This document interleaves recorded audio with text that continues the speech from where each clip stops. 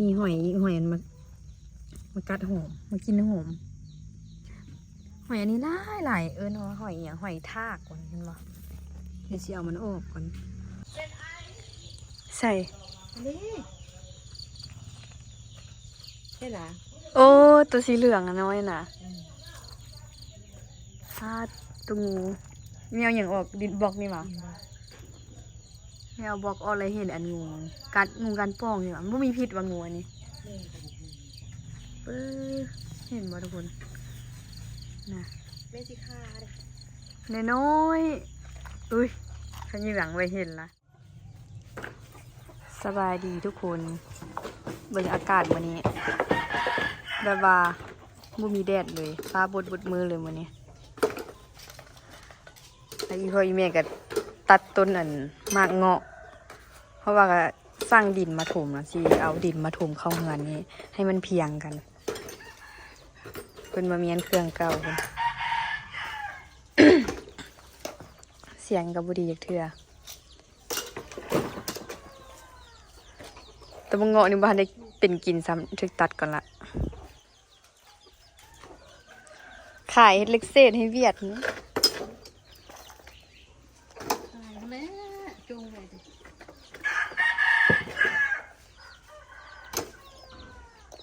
จงเขาเมียงหมด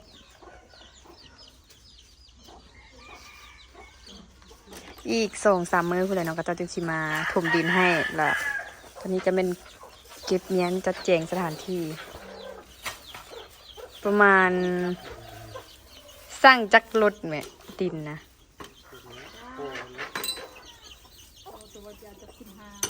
15 คันป้าเธอคันหนึ่งเท่าไหร่ก็400,000คันหนึ่ง400,000เอา15 คันถมเบิดเลยนะมันเพียงเบิดแล้วจึงสีเฮ็ดอันแท่งเก็บน้ำไว้เจนั่นเพราะว่าเขาหนาวแล้วน้ำก็เย็น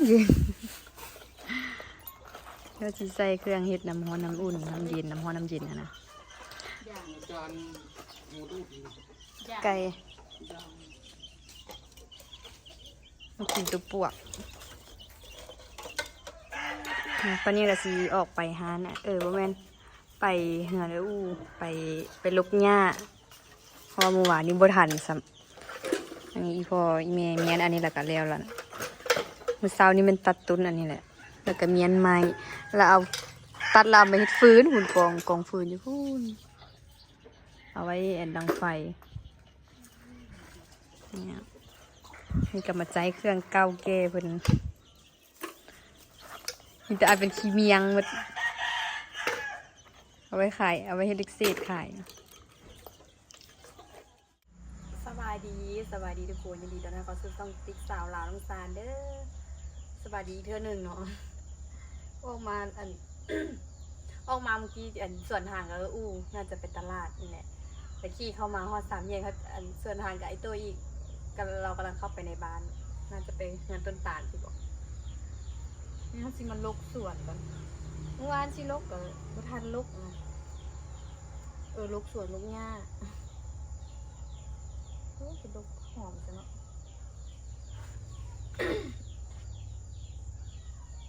หญ้าขึ้นหลายแท้เอาว่า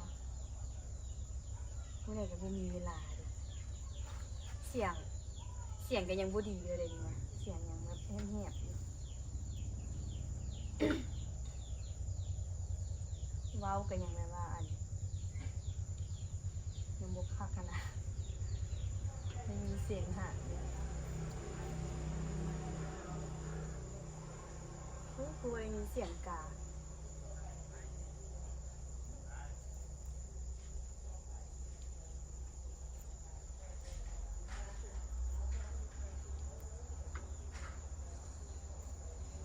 อันนี้ง่า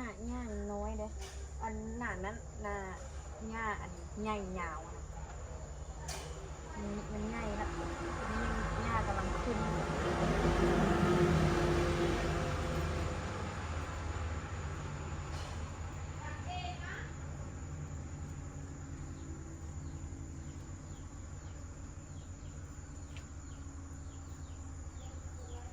วันนี้ก็เป็นวันอาทิตย์มื้ออื่นจะได้ไปโรงเรียนอีกแล้วทุกคน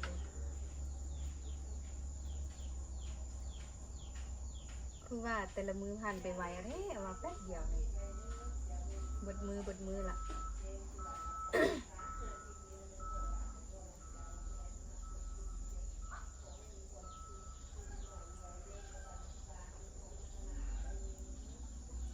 หอมป้อมีแต่งานได้คันว่าคืนบดนี่หอมเว้ยคือว่าจะกินลาบ หอมลาบกับหอมป้อมนะคือว่าจะกินลาบนี่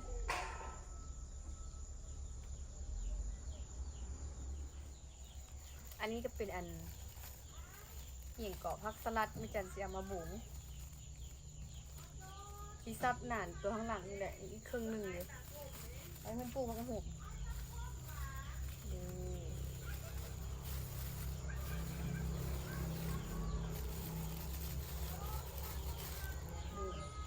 แล้วมันเสียมาบุ๋งแบบมันยังเป็นต้นอ่อนนะผักสลัดแบบต้องว่านให้มันเป็นต้นประมาณนี้แหละจึงเอามาบุ๋งเท่านึงบุ๋งเส้นอ่ะ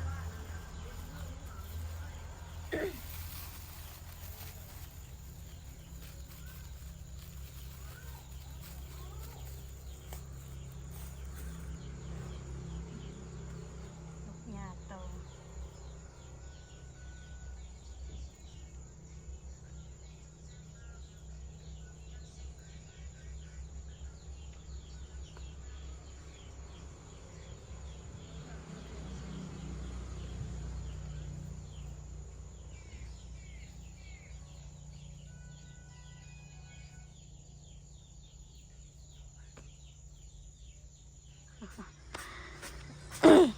สิลงฮอดอัน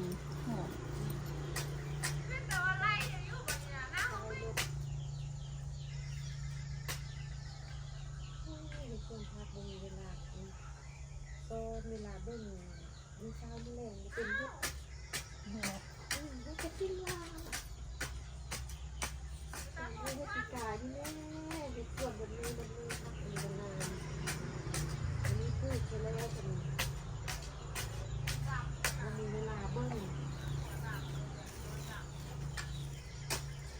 ขึ้นมาห้าแล้วก็ห้าขึ้นมาไปห้าที่นี่ไปนี่แล้วก็อยู่ห้ามาแล้วบางทีก็ติดเลย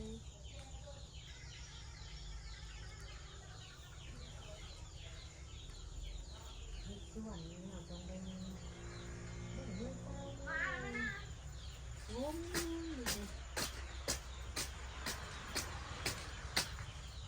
เราบ่ได้อันเบิ่งมันเลยเนาะหญ้าเต้แล้วมันบ่งานมันบ่งานมันหญ้าดีกว่าเพราะว่าบ่งานมันหญ้าลูก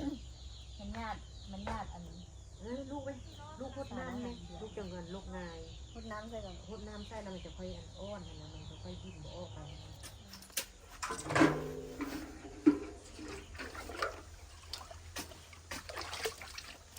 พ่อไม่ลูกไปกินเป็นตะกินนะกันเนาะโอ้เปลี่ยนอะขนาดลูกเนี่ยลูกไปแถวนั้นลูกใบละลูกก็ลงยาน่ะลูกเอาหอมปลอมออกขนาดมันเพื่อว่าป้าหอดมืออันนั้นมันจะแก้เราเลยลูกระบุแบบถูกไหม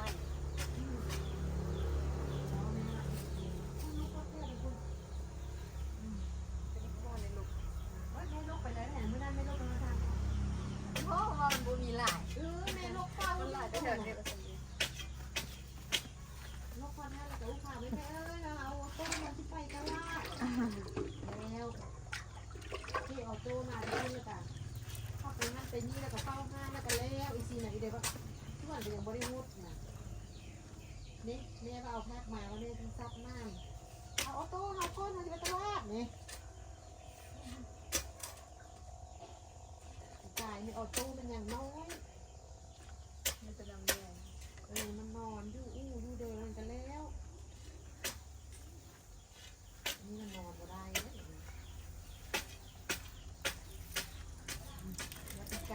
หดน้ำให้มันแหละให้มันอ่อนแล้วจึงลุกง่ายอันลูกมันพ่อ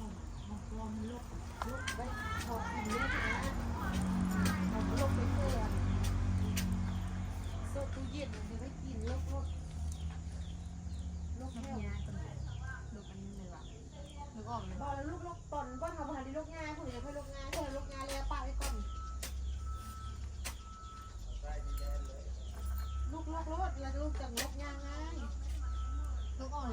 เอาได้ไปกินนะเป็นกินเลย นี่ไง เพื่อนแม่พูดก็บอกว่าออกเลยทำปอมน่ะ กำลังขึ้นเป็นใบ ได้เลย บ่เป็นปลูกแต่อันเอ็ดหาหอมนะปลูกไม่เดียว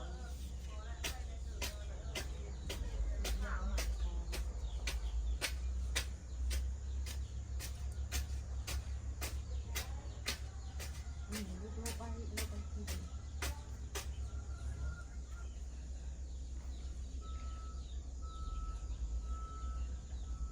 ยาวมันเป็นลม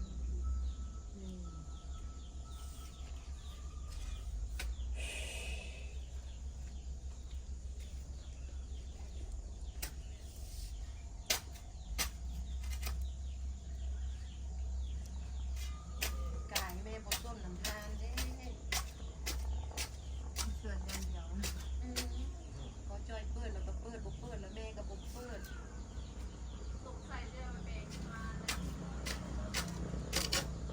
แล้ว อันนี้นะเฮ็ดทานดิสิระบบเปิดบ่ได้ น้ำอะไรนี่น้ำเลยเซนไม่ดูต้อง3 ชั้นถูกไหม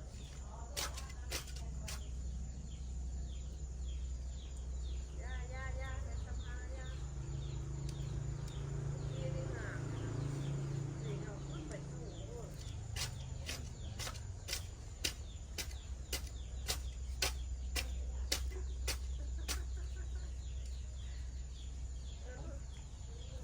ผมหมดก็ตามไรจีน้อยกว่า ผมเบิดก่อนสร้าง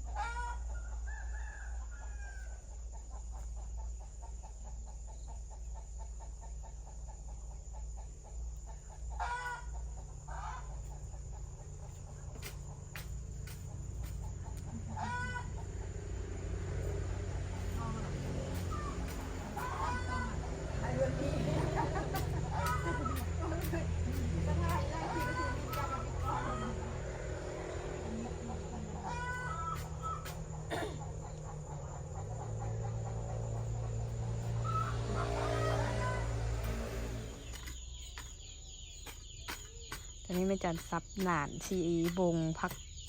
อย่างกับพักสลัด สลัดกับหูจ้ะตุ้มให้เล่นกับหัก บ่เป็นพักสลัดก็ที่ตัวนี้เนาะ สลัดก็ นั่นล่ะก็เป็นใบบาง ตัวเดียวกัน ๆตัวอีเนี่ยมันนะ ก็ แล้วมันยังต้นน้อยแต่ว่าเนาะมันใส่ฝุ่นมันจึงสิบง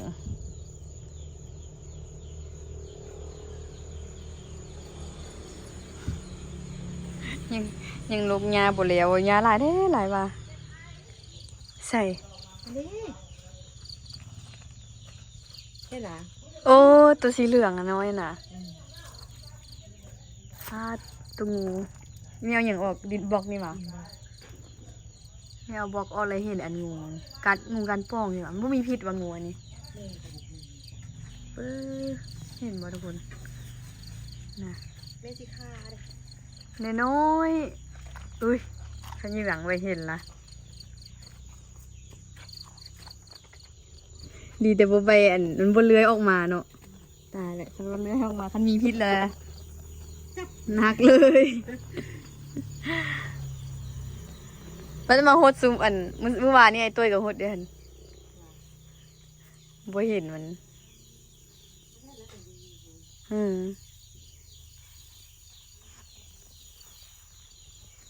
อะไรมันหนีละ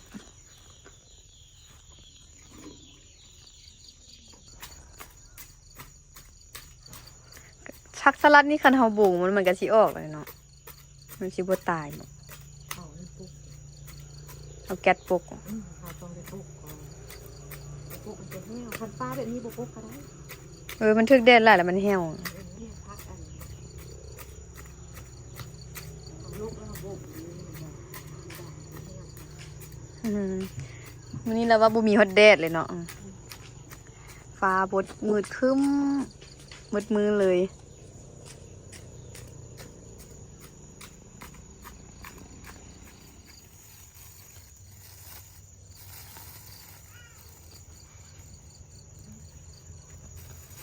งามเลยเนาะ เดี๋ยวไปสู้อันพักอันนั้นเอาอันโท่เอาอันโท่งามแต่ว่ามันอ่อนอย่าอ่อนเนี่ยตู้ไม่เน้นกับหัก เบิ้งแล้วคือผักสลัดอันบ้านเฮาอะนะผักสลัดใบอ่อนๆ ส หั่น ลัด น่ะ ใบอันใบย่อน่ะมันเป็นสลัดตะกุก สิได้ใส่อยู่บ่บ่กินเจียงนี่ สิได้ซื้อคือเก่า เก่าแล้วเนาะลองเบิ่ง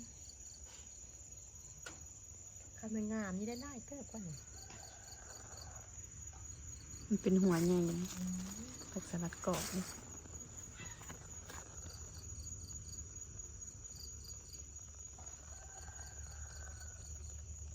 บุงเทอระเบียบ่ โอ้โหนี่ที่ปลูกเท่าระเบียบ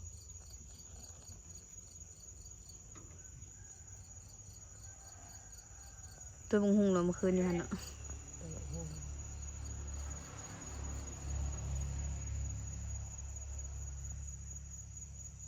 สีก็มา2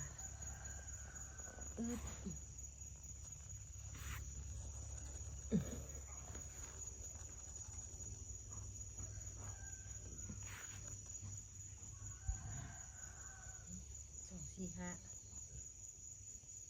แถวละ5 เต้าด้วยนึงกับกอบฮัด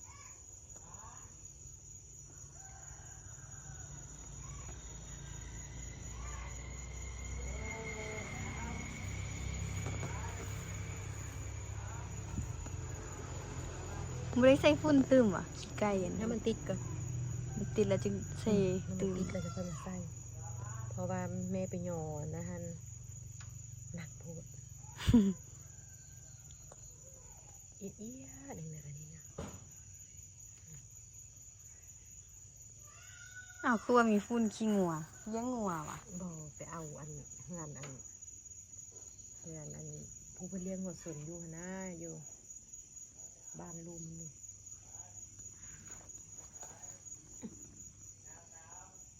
เอามาไว้สิว่าจังไปเอาอยู่ลุ่มนี่ เอามาไว้ว่าที่เซอร์ฝุ่นหมักหนาวนี่ใส่บ่ทัน เออ ใส่บ่ทันแล้วบอกให้ใส่ฝุ่นพักนี่เด้ มึงนาวเป็นมากหลายอยู่อ่ะ เป็นบางต้นเลยลูกเป็นบางต้น บ่ได้ย่างลงไปเบิ่งนี้ลุ่มเลย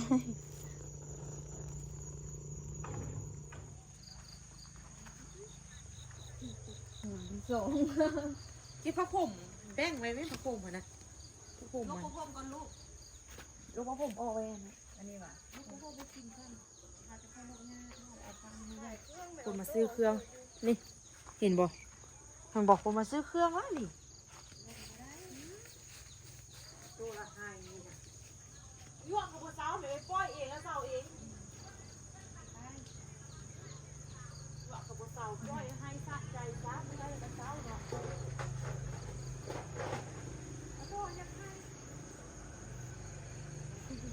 ว่าเนี่ยมันสูงงานนะที่แยกบุออกอันใดหอมอันใดงาอันใดผักอันใดงา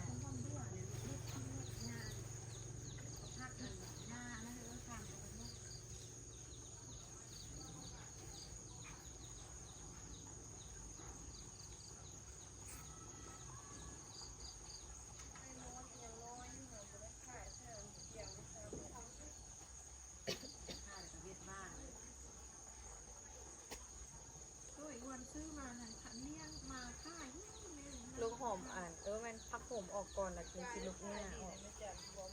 เพราะมันสูงเหงอันใดผักอันใดหอม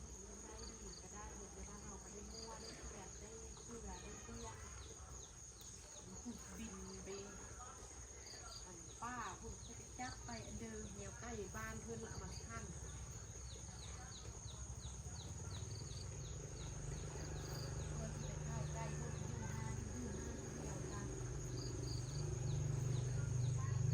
ปลูกเห็ดนี่เนี่ยปลูกเห็ด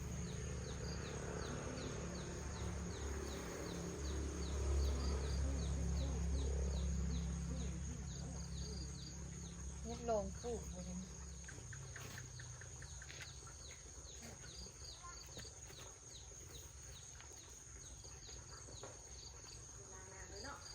ล้างหน้าล้างตีนแล้วก็อาบน้ำเนาะถ้าจะอาบเนาะ ปลูกที่หลังเฮือน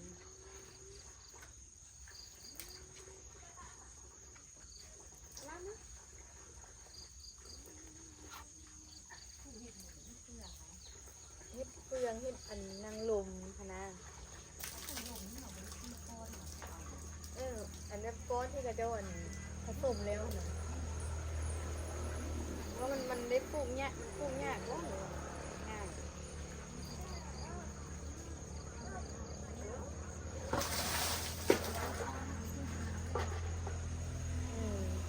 ปลูกเหมือนมันปลูกตูบมันอ่ะเอาที่จะปลูก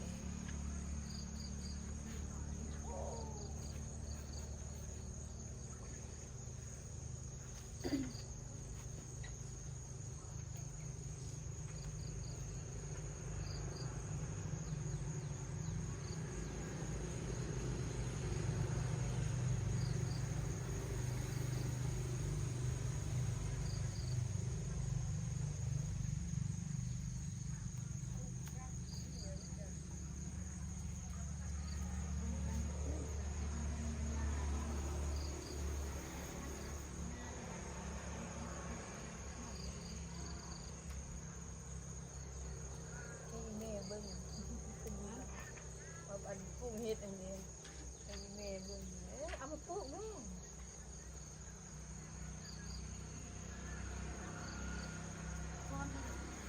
นี่วะจะปลูกแล้วทีนี้ก็งามดีแล้ววะ อันแม่นี่ขึ้นตาได้โลกได้เทียนได้เสื้อพุ่นเสื้อดูผักนะจะงามเป็นเม็ดน้ำมาตั้ง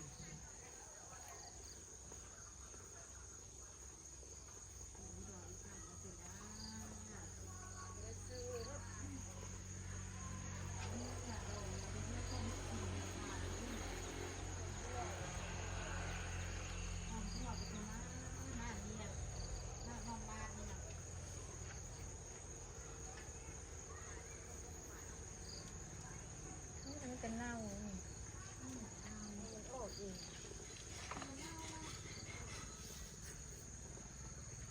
ลูก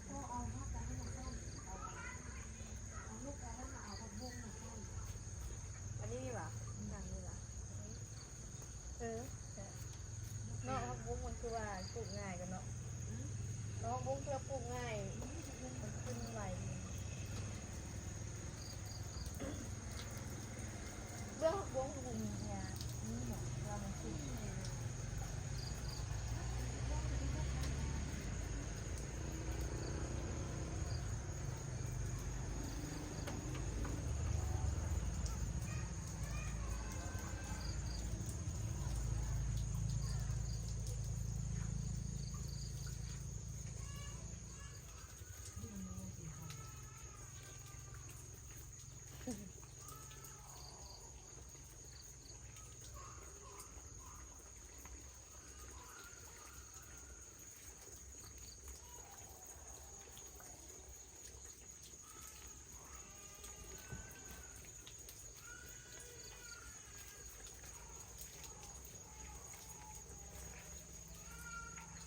แต่หญ้าเรือน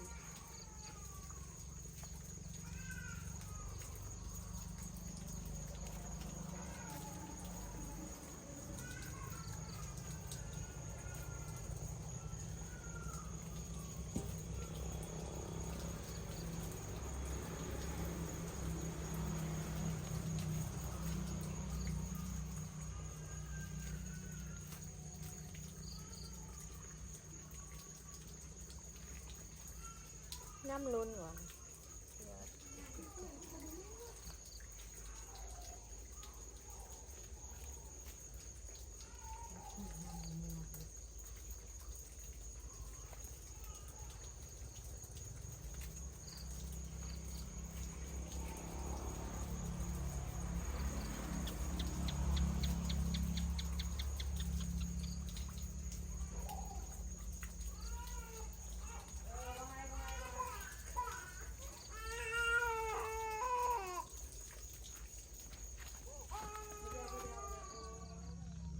มีหอยมากัดหอมมากินหอมหอยอันนี้หลายเนาะหอยอย่างหอยทากก่อนเห็นบ่เดี๋ยวสิเอามันออกก่อน นี่ก็ลกมาได้น้อยหนึ่งละนานนี้ยังอีกตั้งว่าครึ่งหนึ่ง นานนั้นหันแล้วละไม่จันกะลูกนานถึงคุณลูกไปลูกมากะชีข้ามแล้ววันนี้หอมตัวใดกินได้เท่ากันเซียนลูกออกไปกินเนาะแต่กะชีลงใหม่ตัวนี้นี่เบิ่งแม่นมันคือว่าบงงามมันเนาะมันหักเบิดนะดิเป็นน้ำหญ้ามันอันญาติสารอาหารมันได้บอกตายมืดละลูกไปลูกมากับบ่หันเท่าใดกับมืดละนี่เดี๋ยวก็สิบ่เห็นหุ่งแล้วก็จะสิทวงว่าเป็นอันหนังผีฝรั่งอีกแล้ว อันใดก็เอาก็จะคอมเมนต์ว่าเหมือนหนังผีฝรั่งเลยเพิ่นว่า เห็นแต่เงาโหดส่วนเลยมืดเดียวก็มืดละ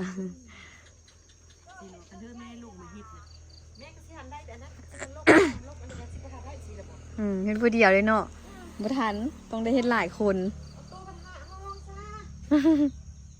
เอาตัวกับบสบายไหมตัวให้คัดแอลอยู่แต่ว่าอยู่ในอู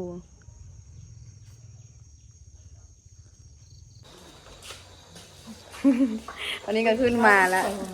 เห็นหรอเฮ็ดอันเดียวกินนะมันก็ต้มเทสวยแบบง่ายๆต้มนี่จีนที่ขายแล้วใส่อันน้ำเจียวใส่สดอีกเป็นกล้องนึ่งด้วยอันอยู่เหือนนะโอเวอร์จักเทือนี่ก็ไปเด็ดหอมอันโลส่วนโลหอมที่มันอันบงามออกเดเนาะแล้วก็ตัวที่มันยาวตัวที่มันเป็นพิษเนี่ยมีหอมโป้มแล้วก็หอมโป้มหอมบัวแล้วก็หอมลาบแล้วก็มีผักสลัดโลเอาออกแล้วในจานที่เอาอันนี้อย่างก็ชิปลูกผักบงใส่เนาะดูผักบงใส่ไหมควงเบาได้หันแต่มือเดียวนู้นจีได้ปลูกโลกอันยากระโบกโบเบิร์ดอันนั้นซ้ำได้2-3 หนาตำบานเนาะมือหน้าจึงมาอันลุกใหม่วันจันทร์เนาะวันจันทร์ไปเรียกไปเฮียนเก่าแล้วมาอื่นนะขอตัวลาทุกคนไปก่อนเด้อฝากทุกคนกดติดตามกดไลค์ช่องคลิปสาวลาวสารเด้อบ๊ายบายอัตโต้อัตโต้บ่สบายนะตัวยุ่งยากเป็นอยู่บ่สบายตัวงง